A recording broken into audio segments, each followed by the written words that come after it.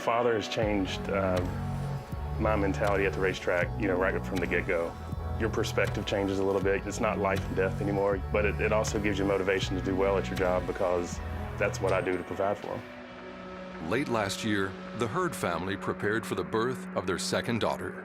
But unforeseen complications drastically changed the course of the pregnancy. The nurse took my blood pressure, and I saw the number, and I saw her face, and I knew this was not good. But I thought, worst case scenario, I'm gonna go on bed rest. And it never occurred to me that Kate might be born early.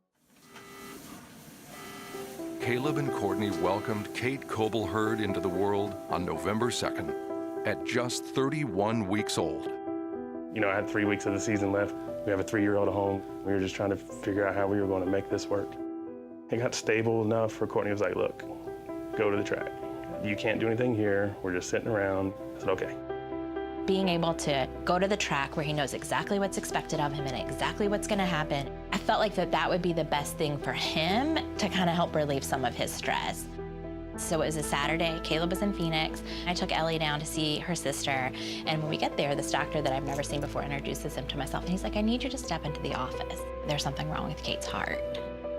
Courtney called, and she said, are you sitting down? She said, our baby has something wrong with her heart. So I said, do I need to come home? And she said, no. They're not gonna do anything right now.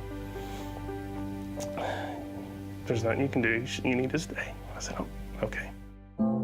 The surgeon wouldn't touch her until she got bigger. Immediately then my focus was, oh, she's gotta grow, she's gotta grow. That was our prayer, that was what we asked all the people who were supporting us to pray. We created a hashtag, so Grow Kate Grow became our mantra. I don't post on Twitter a lot, and when this all came around, I've started putting a few posts up.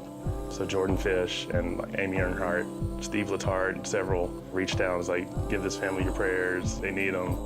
It was really nice to know that we weren't alone. This support was very overwhelming. In December, Kate was big enough to be transferred to Levine Children's Hospital in Charlotte for the operation. Kate was like this big, and to put her on a little stretcher, that was my worst part, because it got very real. On December 14th, at just 36 weeks old, baby Kate's surgery was a success. After all the worries and craziness, her heart was fixed.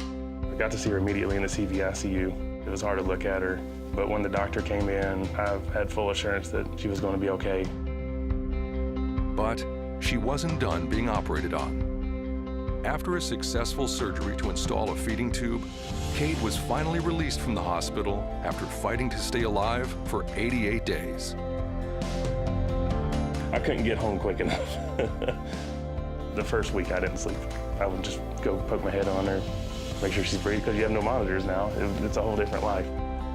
Also just want to say how extraordinary Joe Gibbs Racing was, because starting from the moment I was hospitalized, Caleb was able to be by my side every moment. It made a difficult time for our family better.